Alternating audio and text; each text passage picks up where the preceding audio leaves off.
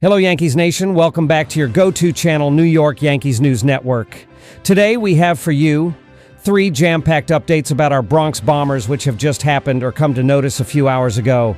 So, if you are a true Yankees fan, you do not want to miss these updates. And yes, before we start the video, we request you that if you are new to the channel, then do not forget to like and subscribe so that you can stay in the loop.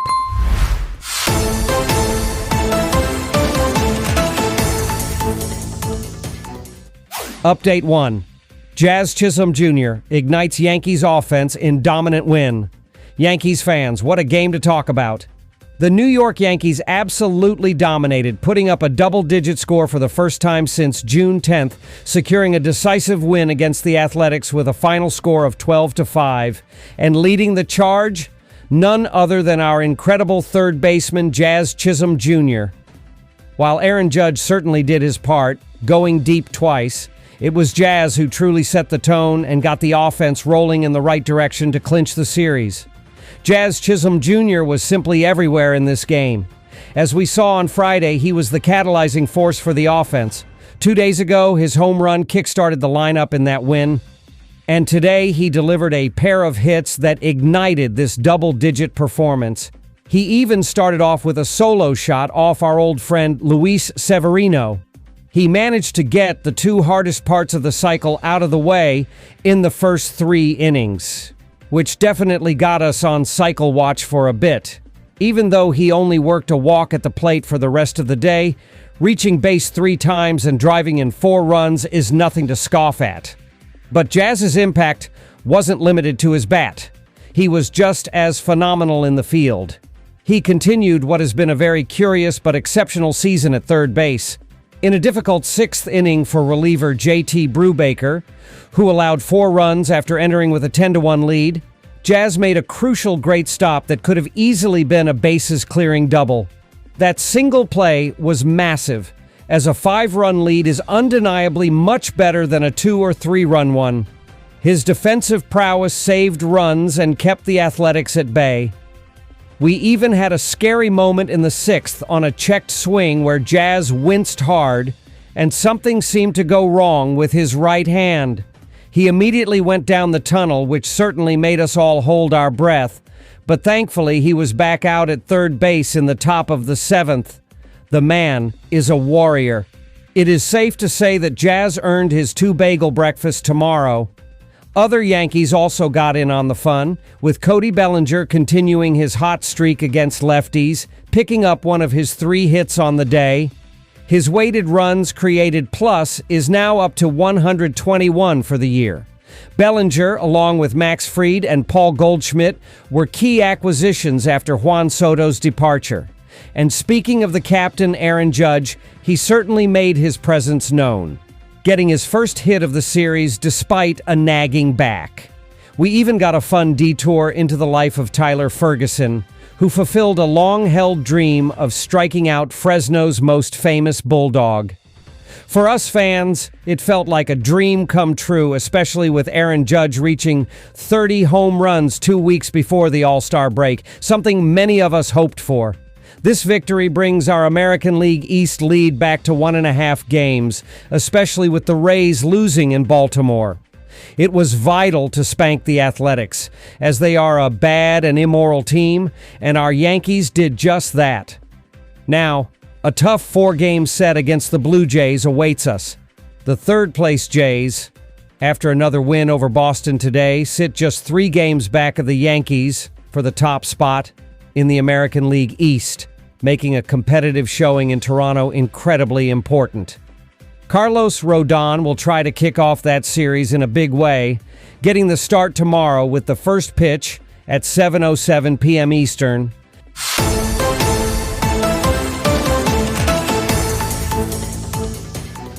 Update 2. Marcus Stroman's stellar return sparks Yankees rotation hopes.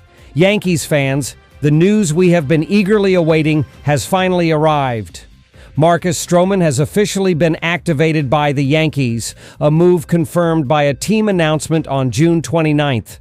This comes after manager Aaron Boone told reporters on June 28th that the Yankees were planning to activate the right-hander to start Sunday's game against the Athletics. Stroman has been on the 15-day injured list since mid-April due to a knee injury. His return could not have come at a better time, and he certainly delivered. In his first start back, Marcus Stroman pitched exceptionally well. He threw shutout ball through 4 innings while the Yankees built up a substantial lead and did not allow a run until a solo shot in his final frame. Most importantly, he pitched more efficiently than he has in the recent past, which has been a significant concern for us fans as he had seemed to lose both raw stuff and command. It only took him 7 pitches to get through a clean first inning, and he completed all 5 innings with 95 pitches. For today, we absolutely take those results. The only blemish on his day was being burned on a solo home run in the 5th inning. This strong outing allowed Stroman to cut his earned run average by 3 runs today, showing a positive trend in the right direction. There is still some room for concern, as with just a single strikeout, you would expect Stroman to pile on the groundouts, but he only had 3. However, considering he was coming off a 2-month injured list stint, this was an honest-to-goodness good start. Stroman, who is 34 years old, signed with the Yankees on a 2-year guarantee, with a 3rd-year vesting option prior to the 2024 campaign. He seemed like a solid mid-rotation veteran addition when he signed for $37 million guaranteed, especially after a 3-year run with the Mets and Cubs, where he pitched to a 3.45 earned run average with a 3.60 fielding independent pitching, and earned his 2nd All-Star appearance.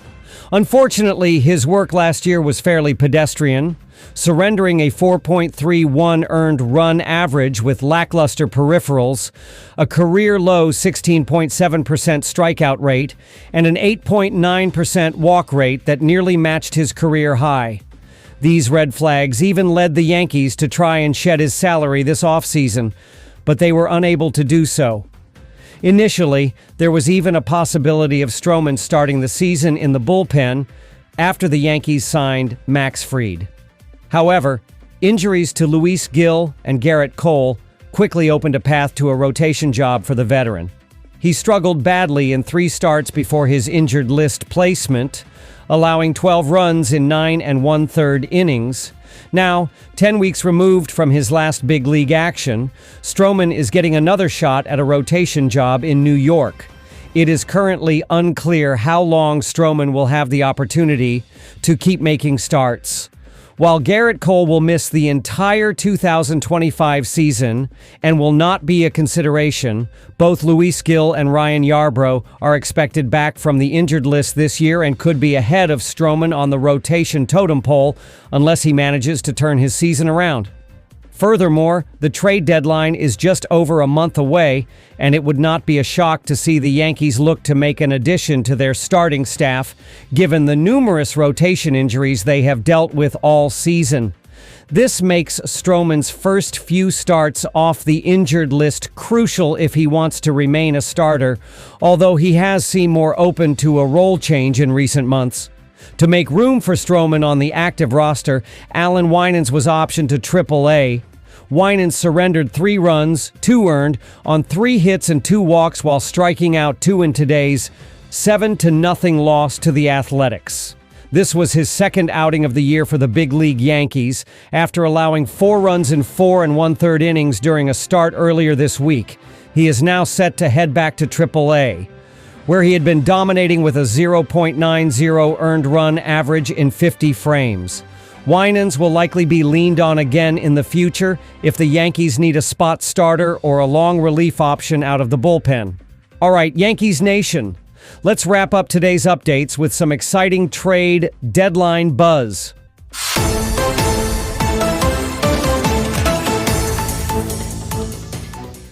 Update 3. Yankees eyeing infield reinforcements as trade deadline approaches. Yankees fans, as we head into July, the buzz around the Major League Baseball trade deadline is heating up. and it looks like our New York Yankees are expected to be major spenders, with a keen eye on bolstering the infield.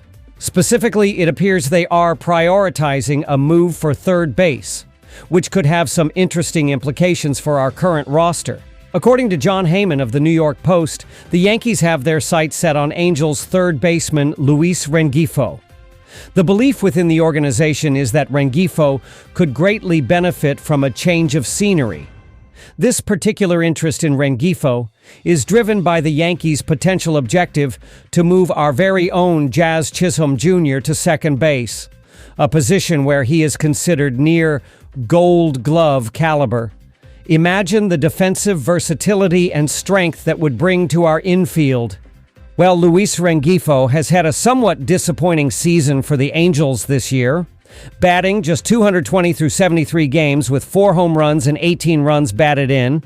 He has shown promising signs of a bounce back in recent weeks. In June, he had his best month of the season, batting 236 and hitting 3 of his 4 home runs. The Yankees are clearly hoping that a new environment in New York could be the catalyst for Rengifo to return to his offensive form, potentially even getting back to his .300 batting average ways at the plate as we head towards the postseason. The acquisition of Rengifo likely won't come cheap, but the Yankees appear willing to make a splash as they try to finalize their roster for a deep postseason run. They have been exploring various options for infield help and reportedly also have an interest in Pittsburgh Pirates utility man Isiah Kiner-Falefa as we move into July. The idea of getting Chisholm Jr., who has been absolutely electric for us, to second base, where he can truly shine defensively while solidifying third base, is a strategic move that could pay huge dividends for the Bronx Bombers. This is a clear indication that the Yankees are committed to making the necessary moves to ensure we have the strongest possible team to compete for a championship. The trade deadline is always an exciting time, and with these reports, it seems like we can expect some significant action from our front office. That wraps up today's major updates for your New York Yankees. What a day it has been, with a dominant win, a strong return from Marcus Stroman, and now this intriguing trade deadline news. We are certainly in for an exciting rest of the season. Thank you for tuning in to the New York Yankees News Network. If you enjoyed these updates and want to stay on top of all the latest news about our favorite team, make sure to hit that like button, subscribe to the channel, and turn on notifications so you never miss an episode. As always, go Yankees!